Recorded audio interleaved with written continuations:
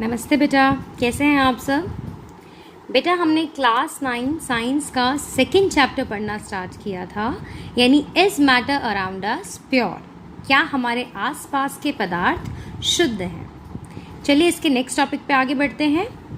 अगला टॉपिक है डिस्टिलेशन, यानी कि आसवन विधि। क्या होती है? It is use to separate miscible liquids, यानी घुलनशील द्रव्यों को अलग करने के लिए हम डिस्टिलेशन का यूज़ करते हैं। और इसका एग्जाम्पल है आपकी एनसीईआरटी में दे रखा एसीटोन और वाटर। ध्यान देने वाली बात यह है कि एसीटोन का जो बॉइलिंग पॉइंट होता है वो होता है 56 डिग्री सेल्सियस। ये इसका बॉइलिंग पॉइंट है, हिंदी में क्वथनांक। और पानी का जो बॉइलिंग पॉइंट होता है ये होता है 100 डिग्री सेल्सियस, यानी कि बॉइलिंग पॉइंट ऑफ वाटर, क्वथनांक पानी का कितना होता है 100 डिग्री सेल्सियस। तो चलिए इसको समझते हैं।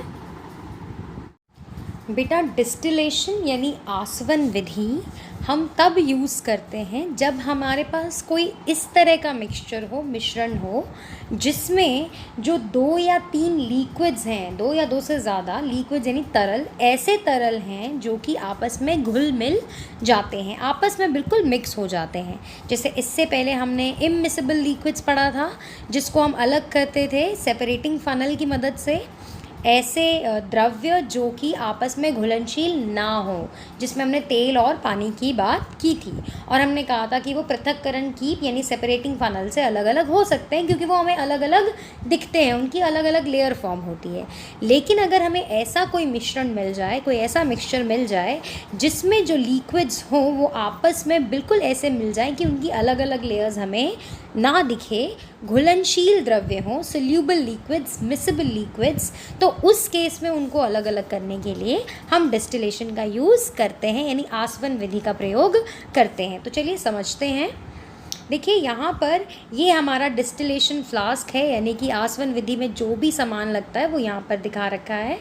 इसमें जो है यहाँ पर mixture of acetone and water है, यानी कि एसीटोन और पानी का हमने मिक्सचर ले लिया। अब देखिए ये बिल्कुल घुले मिले हुए हैं, कहीं से मुझे अलग से एसीटोन और वाटर नहीं दिख रहा, ठीक है। तो इसको हम जब गर्म करना स्टार्ट करेंगे तो देखिए एक थर्मामीटर लगा रखा है बीच में, और आपको ये पता होना चाहिए कि जो एसीटोन है वो 56 डिग्री से लेके 60 डिग्री तक, एक्यूरेट तो नहीं पता लेकिन 56 डिग्री के अप्रॉक्स वो जो है वो बॉयल होना शुरू कर जाता है, यानी उसका क्वथनांक है 56 डिग्री के आसपास। तो जैसे ही टेम्परेचर जो है वो 56 डिग्री तक पहुँचेगा, जो हमारा एसीटोन है वो वेपर बनने उसके शुरू हो जाएंगे, ठीक है, यानी कि वो अपने वाष्प बनाना शुरू कर देगा। और फिर ये अलग से कंडेंसर में जा रहे हैं। बेटा ये आपको दिख रहा होगा कंडेंसर, जिसमें आसपास पानी है। पानी किस लिए है? ठंडा करने के लिए। तो जो वेपर्स यहाँ बन रहे हैं एसीटोन के 56 डिग्री के बाद, वो इस कंडेंसर में जो पानी है उसकी वजह से वो ठंडे हो जाएंगे। और आपको पता है कि जब भी वेपर्स को ठंडा किया जाता है तो वो वापस से लिक्विड बन जाते हैं, वापस से तरल बन जाते हैं, और उसको हम यहाँ साइड में बीकर में कलेक्ट कर लेंगे। तो जो साइड के बीकर में आपके पास आएगा द्रव्य यानी लिक्विड फॉर्म में, वो एसीटोन होगा। और फ्लास्क में क्या रह जाएगा बेटा? फ्लास्क में रह जाएगा पानी। क्यों? क्योंकि पानी का जो बॉइलिंग पॉइंट होता है, जो क्वथनांक होता है, वो 100 डिग्री होता है। तो 100 डिग्री तो बाद में आएगा, पहले तो 56 डिग्री वाला एसीटोन ही वेपराइज होना शुरू हो जाएगा और कंडेंसर में जाके वो ठंडा हो जाएगा। ठंडे होने के बाद वो वापस से लिक्विड फॉर्म में आ जाएगा, और उसको हम अलग बीकर में कलेक्ट कर लेंगे, और वो अलग हो गया और बीकर में आपका वाटर अलग हो गया। तो इस तरह से हम मिसिबल लिक्विड्स यानी घुलनशील द्रव्यों को अलग अलग कर सकते हैं based on their boiling point, difference in the boiling point. उनके क्वथनांक में ज़्यादा अंतर होता है तो हम डिस्टिलेशन यूज़ करते हैं।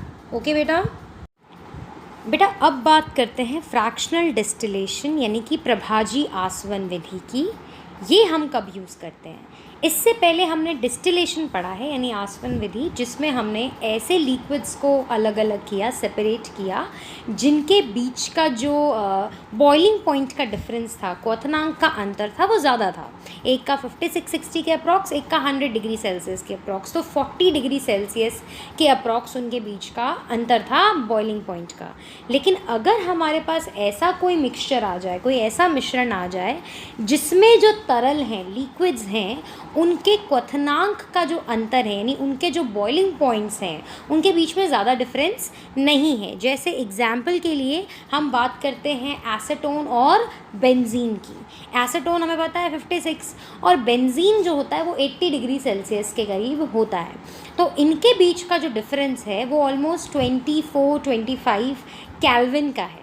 तो बहुत कम टेम्परेचर डिफरेंस है इनके जो है क्वथनांक का, यानी ये वेपर बनना शुरू हो जाते हैं। पहले 56 वाला होगा, फिर बाद में 80 वाला होगा यानी बेंजीन होगा, लेकिन बहुत कम डिफरेंस है ना। तो देखिए क्या होता है, ऐसे केस में हम प्रभाजी आसवन विधि का यूज़ करते हैं। चलिए जानते हैं कैसे। यहाँ नीचे आसवन फ्लास्क यानी डिस्टिलेटिंग फ्लास्क होता है, जिसमें हम इन मिक्सचर को, इस मिश्रण को डाल देते हैं। अब धीरे धीरे हम गर्म करना स्टार्ट करेंगे, नीचे से हीट देनी स्टार्ट करेंगे। और ऊपर आप देख रहे हैं यहाँ पे एक एक्स्ट्रा एपरेटस लग जाता है, प्रभाजी कॉलम यानी कि आपका फ्रैक्शनेटिंग कॉलम। ठीक है, इसमें जो गोल गोल दिख रहे हैं आपको, ये बेसिकली मार्बल्स देखे होंगे आपने, हिंदी में हम ग्लास के कंचे बोल सकते हैं उसको। इस तरह का कुछ इसके अंदर भरा हुआ होता है। इसका क्या काम होता है अभी बताऊंगी आपको। इसके ऊपर फिर थर्मामीटर लगा होता है टेम्परेचर मेजर करने के लिए। साइड में आपको जल निर्गत या कंडेंसर, जल संघनक, इंग्लिश में इसे कंडेंसर कहते हैं। ये पानी, मैंने आपको लास्ट वीडियो में बताया था कि पानी होता है वापस से ठंडा करने के लिए, किसको, वेपर्स को। ठीक, और साइड में बीकर है या आपका कॉनिकल फ्लास्क है जिसमें आप कलेक्ट करेंगे। ठीक, अब देखिए पहले आपका क्या, जो एसीटोन है जिसका 56 डिग्री क्वथनांक होता है, पहले तो वही गर्म होगा ना। ठीक, जैसे ही वो गर्म होता है उसके वेपर बनने शुरू हो जाएंगे, और वेपर कहाँ पर जाएंगे, प्रभाजी कॉलम यानी कि फ्रैक्शनेटिंग कॉलम में जाएंगे, और धीरे धीरे वो वापस से ठंडे हो जाएंगे, है ना। वापस से ठंडे होने के बाद वापस से पानी बन जाएंगे और नीचे आना शुरू हो जाएगा, अपने फ्लास्क में दोबारा नीचे आएंगे, फिर से गर्म होंगे और फिर से वेपर्स बन जाएंगे। ऐसे ऐसे करके सबसे ऊपर आपको ऐसे वेपर्स मिलेंगे जिनमें एसीटोन की मात्रा बहुत ज़्यादा है, एसीटोन का अमाउंट बहुत ही ज़्यादा है।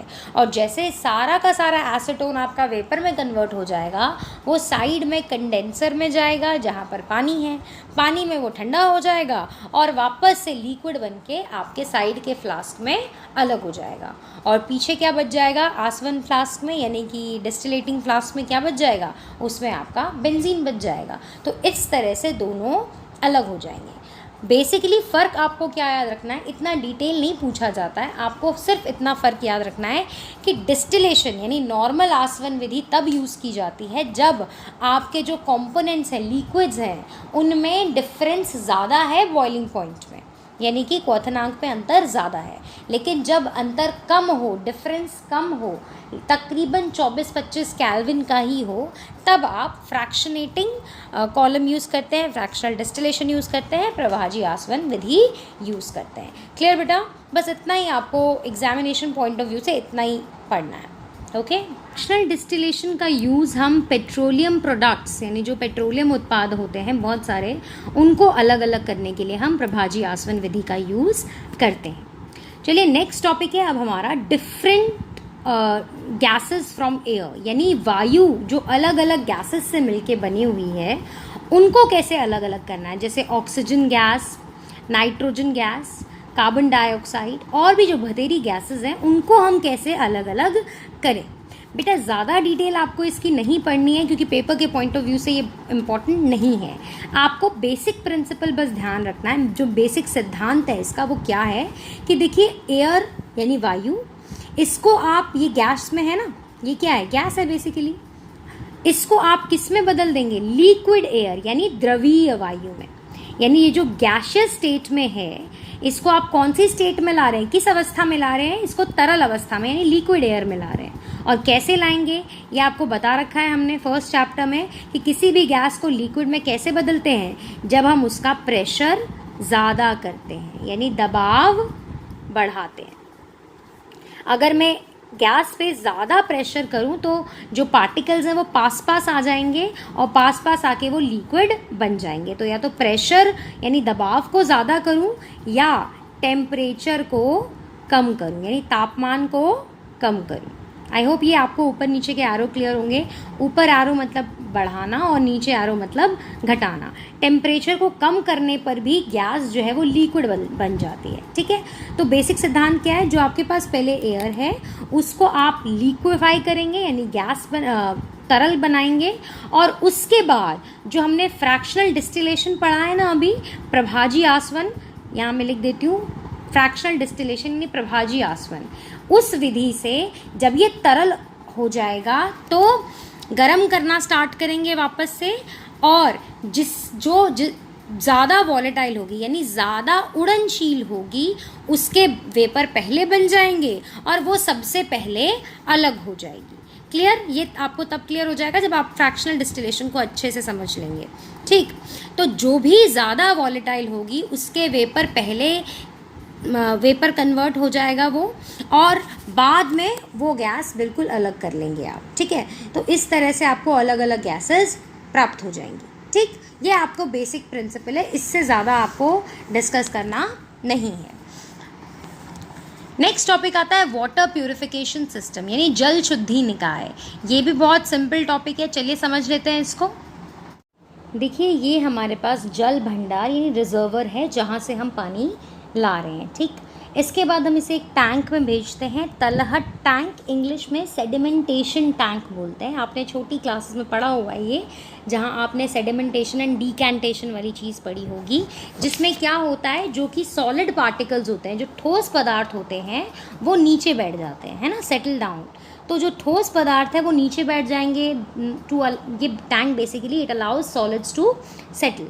ठीक है, उसके बाद जैसे डीकैंटेशन पढ़ते थे ना आप, यानी कि उल्टा करके वो सॉलिड नीचे ही रह जाएगा और आप बाकी के पानी को अगले ग्लास में ट्रांसफ़र कर देंगे। आई होप ये आपने 8th में अच्छे से पढ़ लिया होगा। तो इसी तरह से यहाँ पर भी इस टैंक के बाद नेक्स्ट टैंक में वो पानी चला जाता है, सॉलिड पार्टिकल्स अलग हो गए, ठोस पदार्थ अलग हो गए, और उस नेक्स्ट टैंक का नाम है लोडिंग टैंक यानी भार टैंक, जिसमें क्या किया जाता है, निलंबित अशुद्धियों के तलहट के लिए बेसिकली जो ठोस जो ज़्यादा बड़े पार्टिकल्स थे वो तो बैठ गए वहाँ पे पहले वाले टैंक में, लेकिन जो निलंबित अशुद्धियाँ हैं यानी कि जो सस्पेंडेड इम्प्योरिटीज़ हैं, जैसे कोलॉइड्स में आपने पढ़ा था, वो अभी इस टैंक में हैं, अभी भी है इसमें थोड़ी बहुत स्मॉल इम्प्योरिटीज़। ठीक, इसके बाद ये नेक्स्ट छानन टैंक में जाता है यानी फिल्ट्रेशन टैंक में।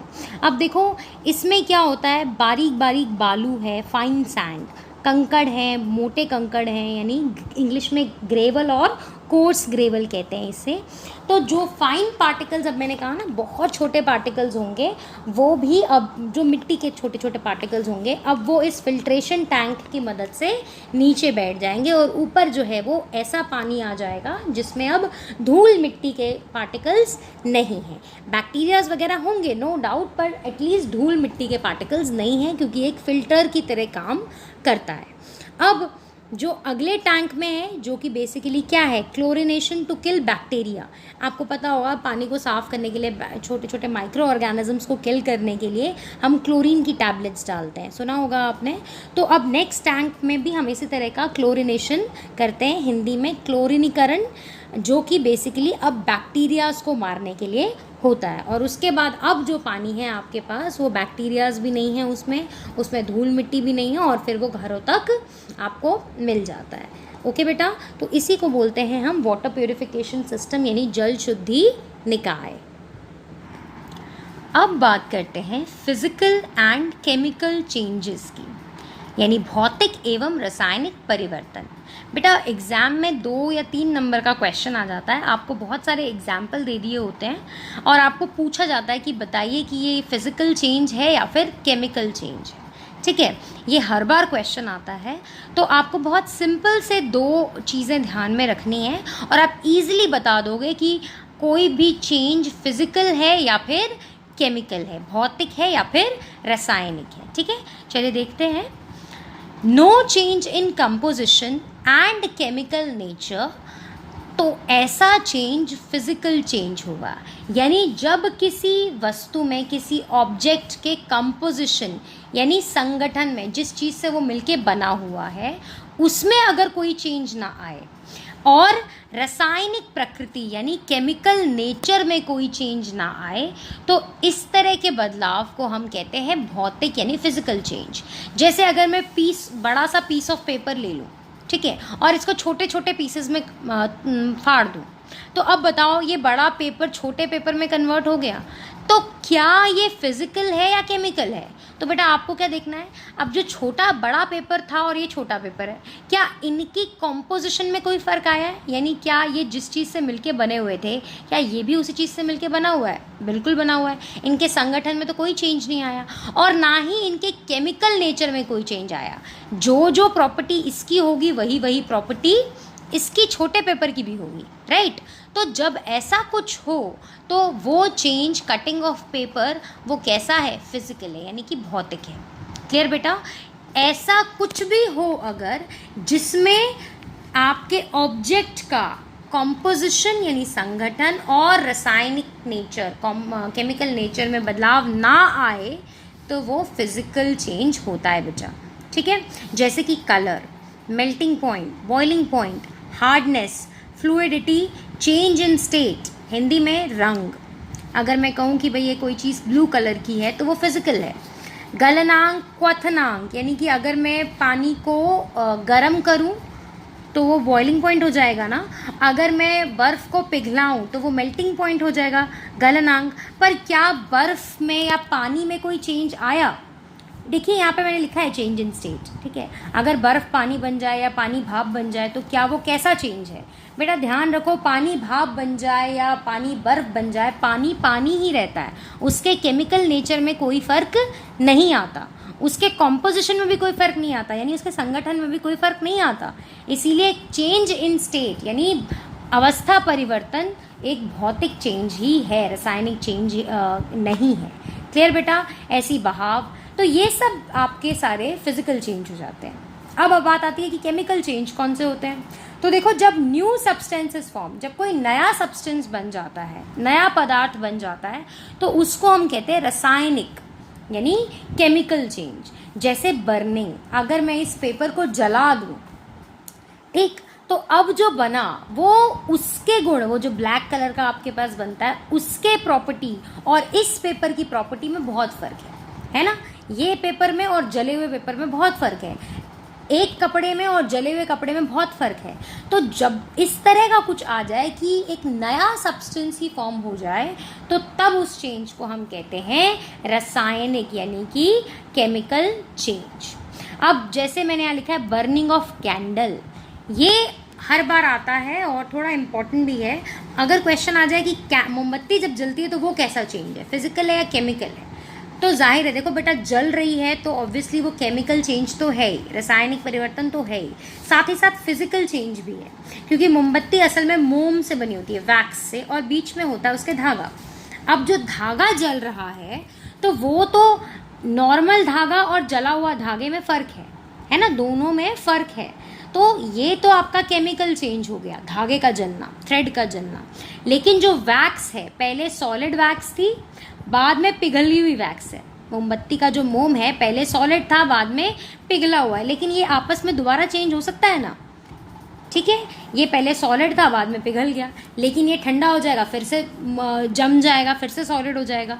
तो ये जो है ये आपका फिजिकल चेंज है, यानी भौतिक परिवर्तन। तो जब बर्निंग ऑफ कैंडल की बात करते हैं तो उसमें दोनों तरह के चेंजेस होते हैं, ये आपको ध्यान रखना है। साथ ही साथ आपके एनसीईआरटी में कुछ क्वेश्चंस हैं, वो भी हम डिस्कस कर लेते हैं ताकि थोड़ी सी आपको क्लैरिटी और हो जाए फिजिकल और केमिकल चेंज में।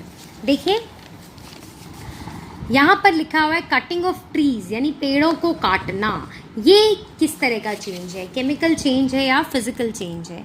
आप सोचिए कि जब आप पेड़ों को काटते हैं तो क्या उनकी अगर मैं बोलूँ कि पत्ते काट दिए मैंने और पत्ते सूख गए, तो एक नॉर्मल पेड़ पे लगे हुए पत्ते में और एक सूखे हुए पत्ते में फ़र्क है, तो तब तो वो केमिकल चेंज हो जाएगा, ठीक है। लेकिन अगर मैं कहूँ कि भाई मैंने फ्रूट लिया, फ्रूट तोड़ा, अगर वो सड़ा नहीं है तो तब तक वो एक फिज़िकल चेंज ही है। समझ आ रही है मेरी बात?